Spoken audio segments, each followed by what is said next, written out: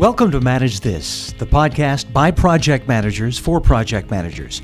Every couple of weeks, we reserve this time to meet together and discuss the things that matter most to you in this diverse and ever-changing realm of project management. We want to support you, embolden you, reassure you, and maybe even light a fire in areas that have grown cold.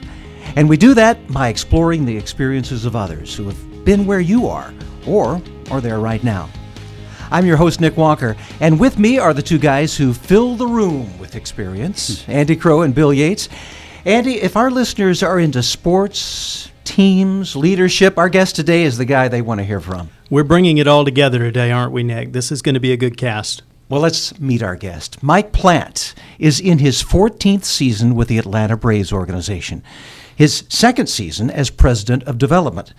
He's been instrumental in establishing a new home for the team at the newly opened Suntrust Park and its adjacent development, the Battery Atlanta. Before he joined the Braves organization, Mike was executive vice president of Turner Sports.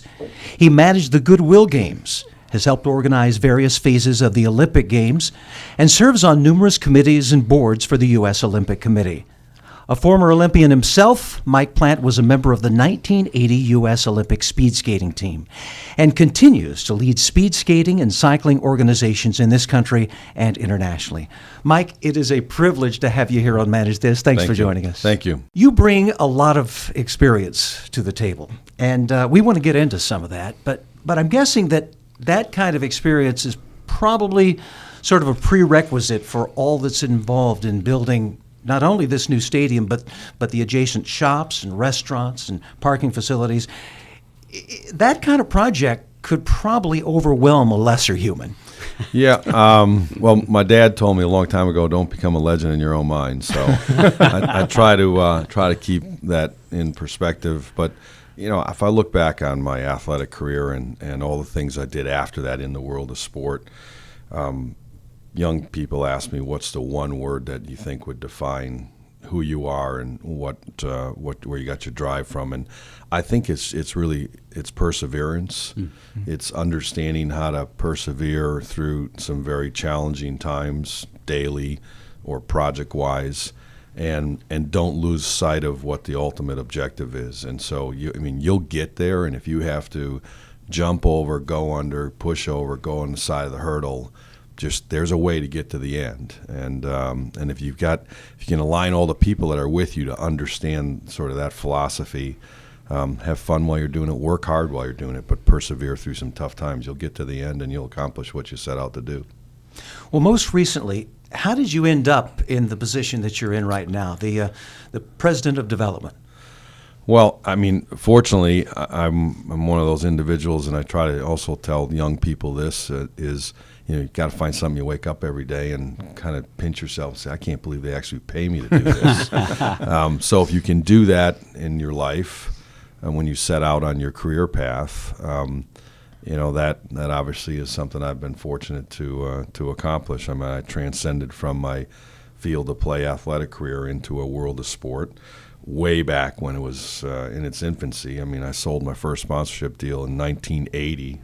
When I'm 21 years old, banging out a proposal on my mom and dad's electric typewriter with whiteout. But I knocked down $375,000 from the Atari Corporation, and that kind of got me on my way to saying, okay, I need to manage this now. Yeah. And so it's been a career path that just had some great stepping stones to it. But again, is one that I've been fortunate that every opportunity I was given, I made sure that I delivered for what I was expected to do. As far as the stadium is concerned, this is. By the way, I work at a place that's almost across the street from the stadium, so I've seen it. I've seen it go up. I've seen the phases. It is just an amazing project with not just the stadium itself, but all of the surrounding property too. Yeah, We've had 35 teams come through there yesterday, another Japanese professional baseball team. Last week I had FC Barcelona through. Next week the Washington Redskins are coming through. And so we're spending time with these teams because what we envisioned, what our objective was, is really the model for professional teams in the future. So we've got a lot of guests coming through there and looking at it. And the one thing I say to all of them is, when they ask me, "Hey, would you do this again?" And it doesn't take long for me to say, "No, I'm not. I'm not doing this again." It was a lot harder than I thought, but I also tell them, "Look, you shouldn't do this either," and that gets kind of a stunned look. And I always make sure I explain what I mean by that is we built 2.5 million square feet of vertical real estate in 30 months. And most developers around the globe will tell you that's a 5 to 8 year project. But really had to command a high standard of excellence from everyone that was signed up for it. I made sure they understood what they were signing up for. And again, we're going to persevere through some tough times here. But as we keep our eye on the ball and that, we're going to get to that finish line, and everyone's subscribed to that. So, Mike, I have a question for you. As you're looking at this, you look back and said it was tougher than you thought. In what way? Give me some examples of some of the ways that maybe you walked into this knowing that building a new Major League Baseball stadium wasn't going to be easy. But in what ways were you surprised? Well, one, underestimated my time, and also, look. I took this role on as a quarterback of the project. I didn't understand really what that meant when we started, and I told Terry McGurk, our chairman, that I'll be the quarterback. But got all of a sudden from project management of a 2.5 million square foot project and coordinating all of the construction activity, all the design, all the engineering, to the political realities of our partnership with Cobb County, which was fantastic, but took a lot of bandwidth. And then all of a sudden, next thing, realizing that we need to stack about $800 and $900 million of debt together. And I'm looking around saying, okay, who do I have to do that? And you're looking at them. So I led that charge, and I wasn't a debt finance guy, but I became one pretty quick. Right. Because that's all negotiating terms with banks and lending institutions, and then involved in negotiating really just about every deal, every major partnership, joint venture deal with the small partners we have in the residential retail, our Omni partnership, Comcast, the leases. We had partners that do that, but the difference for us is that we're a developer now. We're in the real estate business. Unlike most developers, they build this stuff, they flip it, they get out. We're there for 30 years. Yeah. And all those tenants wanted to talk to us. They wanted to look us in the eye and have that comfort that we're the guys that are engaged and all in. So, some of these leases I negotiated for 10, 11 months. And in the position that you were in during that time, and I guess still are in throughout that, every problem becomes your problem. So everything that goes wrong or that difficulty encountered comes back to you. Yeah. You know what? I adopted this this kind of philosophy a long time ago, long time ago, is that my friends in Europe use that word problem a lot, and all the stuff I do in the International Olympic world and cycling and that I hear in many meetings. Well, the problem with this, problem with that.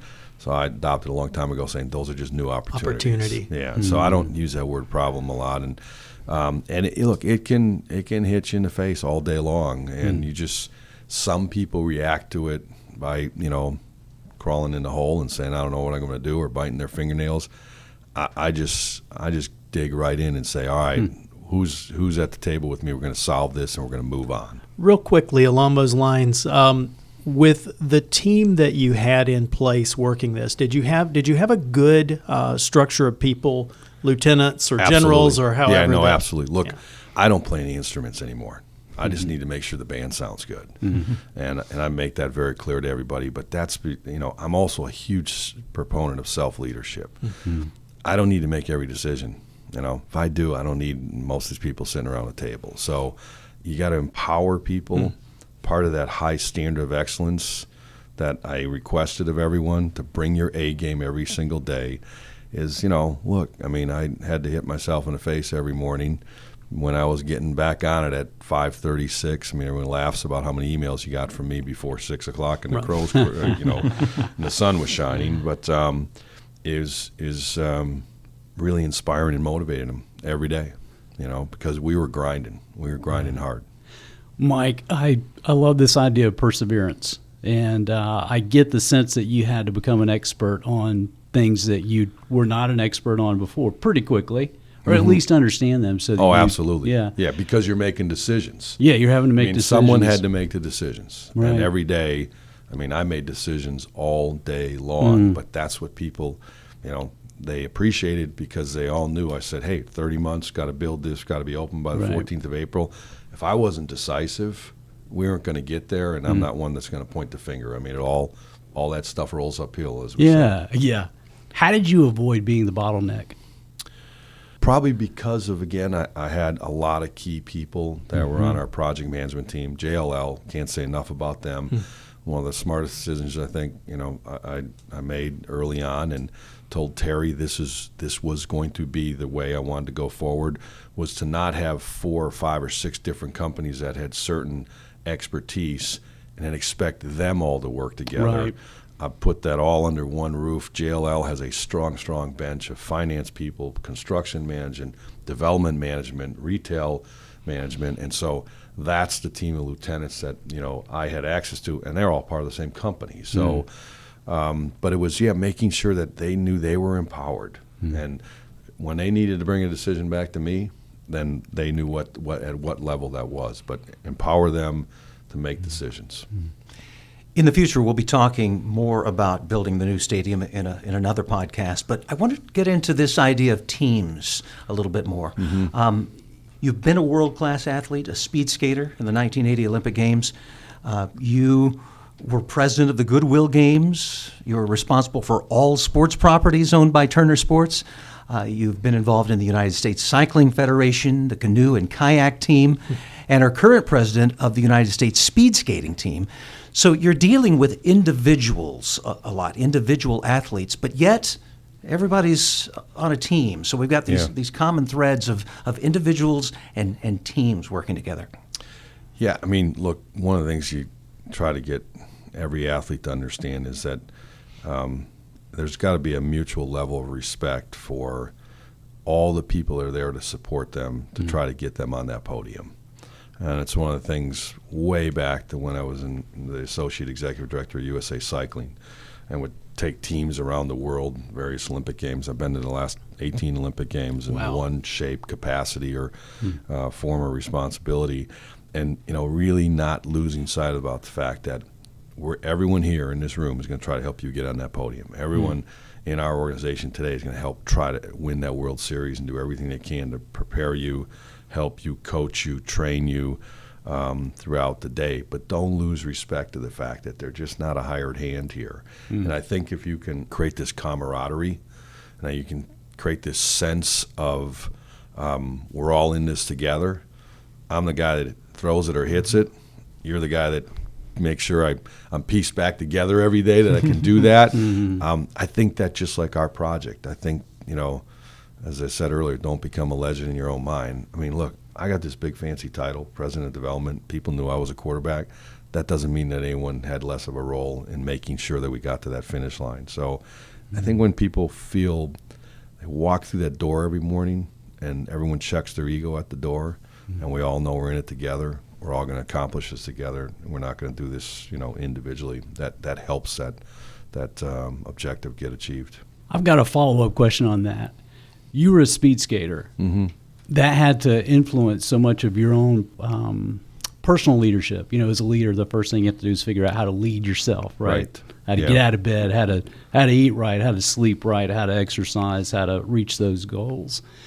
So you were able to step beyond that into someone who influenced others that were wired the same way, to the point where they could share secrets with each other. I'm thinking of some of these teams that you've led. Some of these people have really, it's almost like, okay, I've figured out for me what works best, and I've shaved time off my performance, whether I'm a cyclist or a speed skater. I don't want to give that information up for the team. And I think sometimes for our PMs, we struggle to get people on our team to share some of those secrets with the team. Yeah. How did you overcome that? That's probably, as my wife says, sometimes people might look at you as being arrogant, but I think you have a level of confidence. Like I always say, I don't think I'm arrogant, but I am confident. Right. And when you're in an individual sport, I always laughed about it. It was like, look, I had to make sure I took a left every 100 meters, not 99 or 101. That would be bad, but I went around in circles. Right. And so you're in this individual sport. You take the ball out of it, and it takes a different level of commitment and dedication to excel at it. And so when I look back on it, I think that's kind of helped my career, because it goes back to this just 4, 5, 6 hours a day of dedication to try to achieve that objective. But looking at the team, I mean, I think one of the things I try to make sure people understand is that, you got to have a level of confidence in here. This isn't about who gets the credit, and if it's about kind of keeping things to yourself and not sharing them because you're concerned about, I got to make sure I get credit, or this is my job preservation, you're going to fail. No one should think about who gets the awards and the credit. Everyone's going to succeed if we work together. So. Mike, I'm taken back. Years ago, I was managing a large IT project, and we did have one personality who was constantly maybe making decisions that were in his best interest, but not necessarily the best interest of the team. And translating that over to sport, I can think of a prominent football game not that long ago where a quarterback when he lost the ball, he wouldn't jump on it or go after it. He was waiting, kind of for team members, and he almost sort of gave up at some point. How do you, in the work that you've done and the work that you're doing, how do you guys work beyond that, push back this individual? I know we've kind of touched on it, but push past this individual ego thing to say, no, really, you're part of a team. The team's more important now. I mean, it's the big things and the little things. I mean, you got to practice what you preach, obviously. So, I mean, for me, it's just natural. I don't have to think every day about, again, motivating and inspiring people. I mean, I don't even do it intentionally, but I'm going to outwork you. I mean, it's just, I love it. It's my instinct. I've been to Europe 3 times in the last 4 weeks for one day. Day trip to Geneva, day trip to Copenhagen, day trip to Lausanne. While I'm over there in an 8-9 hour meeting right off the plane, I'm still doing 200 emails. Right. And so people don't even know when I'm gone because I'm staying on top of things because I have this responsibility. They need answers. They need direction. Where they're asking me, and that's why the project stayed. Anything I'm involved in, it stays on course. If I commit to something, I'm going to deliver. I'm not going to commit to something and just see my name on the left-hand margin of that piece of paper and pat myself on the back with an attaboy. So, and again, if you don't do it, if you do it for the right reasons, it's being part of something that you can now see come out of the ground, or being part of someone getting on that podium and just feeling this inner sense of pride that you helped. You don't need anything more than that. When you're looking for team members, whether you're putting together an Olympic squad or you're building a stadium, what kind of culture do you look for? What kind of traits do you look for in those individuals? Who do you want on your team, Mike? Well, I mean, again, I mentioned respect before. I mean, there has to be mutual respect. It has nothing to do with fancy titles. And so that's probably the most important thing to me. Accountability, responsibility, because again, self-leadership. I'm going to give you areas that you own, and people are going to expect you to deliver. And so you have to be accountable and responsible. We talk about being a good communicator, being a good team member, but again, if you don't check your ego at the door and you come in like a bunch of lawyers that think they're going to start, pontificating about where they went to school, right?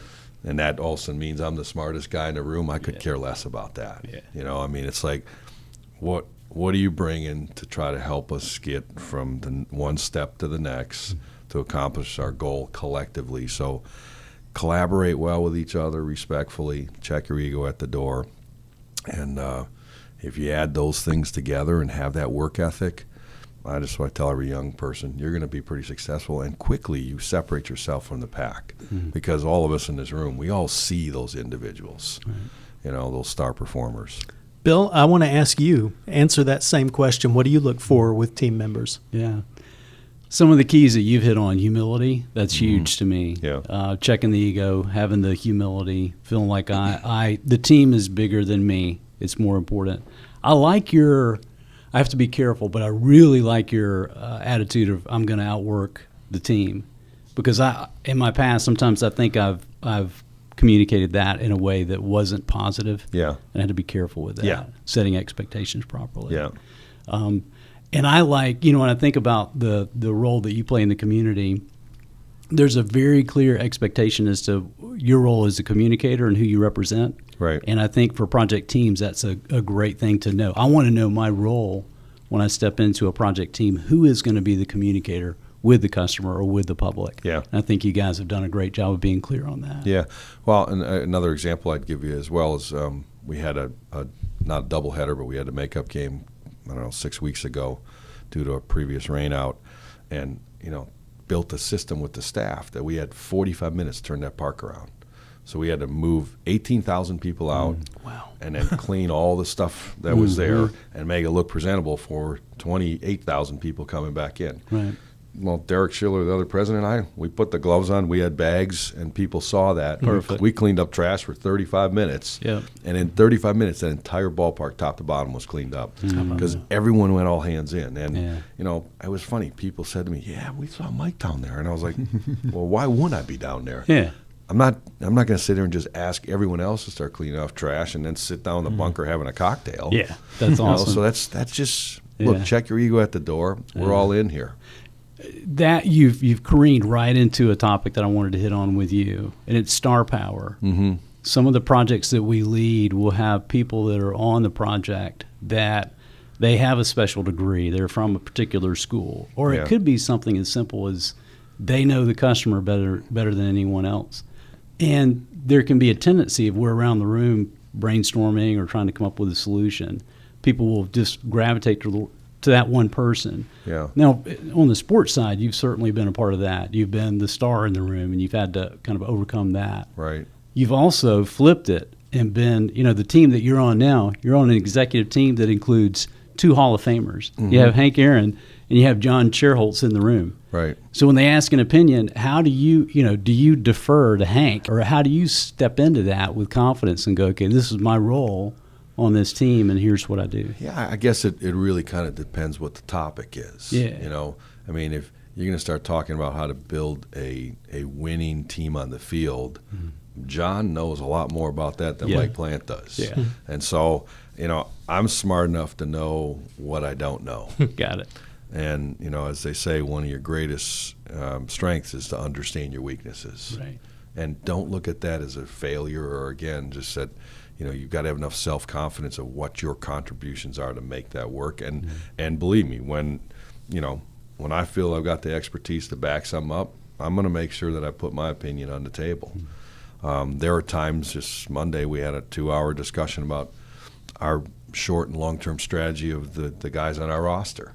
And still, as we're looking forward this year, next year, and 2019 about what's going to make up getting us back to that World Series, well, I'm not the GM, but I've got an opinion about it and put it on the table. So, but respect the fact that I'm not the GM. So look at Hank and John and again, the team that I was able to build for this project. They all brought a lot of value to the table, and I'm not gonna denigrate that value. Oh yeah, and just practically speaking, do you have any advice for project managers who they're observing that behavior in their project team where people are shutting down because of someone in the room?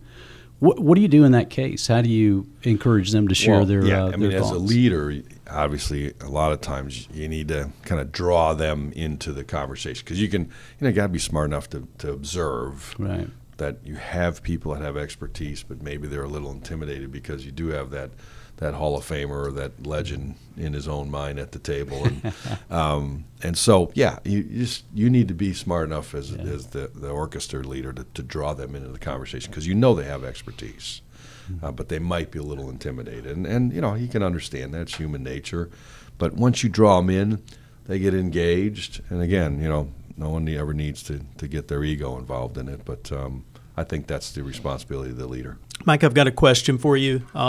Suppose I'm a project manager for you on one of these large components, or maybe the overall project. What's the best way to communicate with you? How do I give you updates? How frequently are you face-to-face guy? Do you prefer email? You seem to do a lot of it.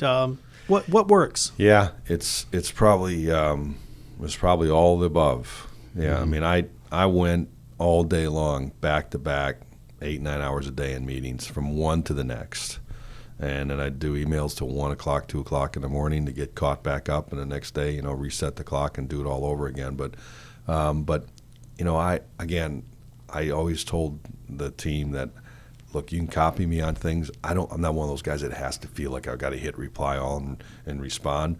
But knowledge of this entire project was important to me. Sometimes we refer to that as an ambient awareness. You just know what's going on all around, even if you're not in the center of it. Exactly, because 3 months later, someone starts in a meeting, starts talking about a various topic. I don't want to just say, wow, I don't know what you are talking about. And it has a financial implication to us, has a schedule implication to us. So, yeah, just understanding various aspects of the entire project was important. But then, again, when it was decision making, I mean, we spent 8 months VEing just the ballpark, another 6 months VEing weekly. I would sit in there with a massive log with a team of people, and someone had to make decisions. Right. Yeah, and I know the one thing the JLL guys have said to all the other teams that have been through that they've interacted with is that, look, if you don't have somebody making the decisions, we're not finishing that in 30 months. So some people didn't like it. There was times I would engage other people on our executive team that I knew had more interest and creative interest in certain aspects of it, and I'd say, look, you got till Friday at 11:37 a.m. You don't make a decision by then, I will. And they learned a tough lesson a few times. Yeah, because at 11:38, boom, we were going forward, and I didn't send them an email say, hey, you got an extra minute here. No, we're going. And that's just, it's a tough lesson, but they got it. What were some of the reports that the JLL team gave to you that were most helpful? Again, I think you were really the spokesperson throughout so much of the project going on with Suntrust Park. What were some of the most helpful things they gave you?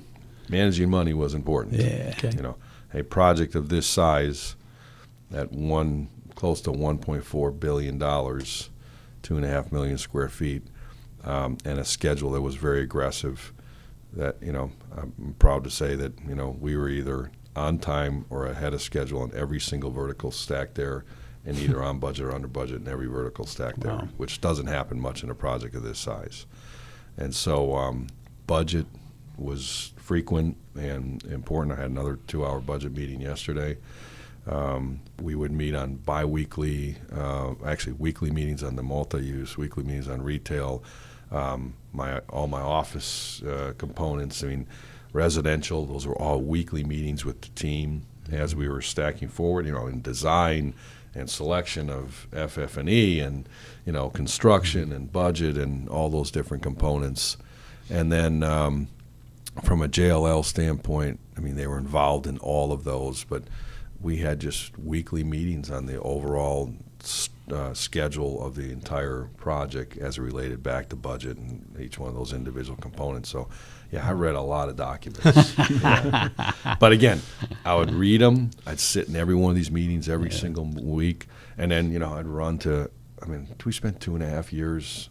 I started leading the charge, and late in the game, shifted into letting other people run the whole traffic management, engineering, and parking, which we knew was a big part of our success. And fortunately, as I sit here today, we didn't ruin people's lives. Right. It was 3 years, oh my God, my life is over. And, yeah, and we didn't ruin people's lives. And I attribute that to the team of experts, the amount of effort we put in, the money we put in, and looking at a really good plan, building a really good plan that was going to make that all effective, and it worked. I've been multiple times. I was there on opening night, was there for probably a half a dozen games this year live, and for the Billy Joel concert and other things, and every time the experience has been as smooth as silk.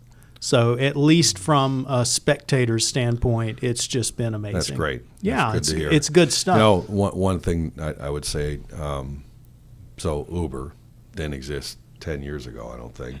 I mean, we love it, and it has served so many different purposes. We have a great relationship with them. But by Easter morning, so our third game, we basically had a real come to Jesus meeting with Uber and said, guess what? We'll take this over. You guys, you're not good at on-the-ground operations. Right. And that's not being critical. They just don't do that. They don't operate like the New York LaGuardia taxi stand does. Right. And so we created a stronger collaborative effort with them to say, here's what we're good at, and we're doing this traffic management for all the rest of this, so let us incorporate you into that. You do what you're good at. We'll do what we're good at. And did it help? Made a huge difference. Excellent. But the numbers are the volume of it is huge. I mean, for Billy Joel, for example, there were over 7,000 drop-off and pickups for that one night. Wow. Right. That's a lot of people and a lot of volume of cars. So, but I'm happy to see, and there's more and more great information coming out. I call us the evil empire, because that's. For 3 years, that's what it was. And I told my kids this. They learned it a long time ago when we built our stadium in Gwinnett.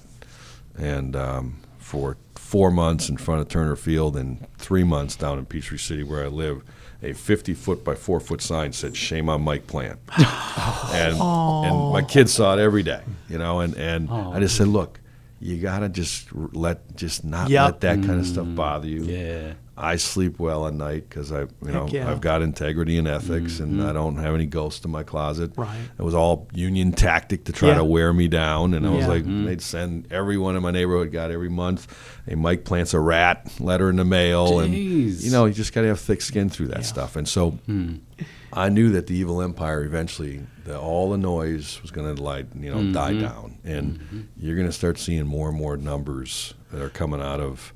In our first 70 days, we put almost $2 million in the Cobb County's general fund. Wow. They didn't have that before. Right. And into the schools and the SPLOS, and that number just grows. Mike, I cannot let you out of our studio without asking you, who are some leaders that have influenced you in the past? Who's made you who you are today? Well, it sounds cliche, but we all give credit to our parents. But my dad and mom. My mom was a really strong project manager, not in the workforce, but she had a plan for everything. And I learned my organizational skills from her.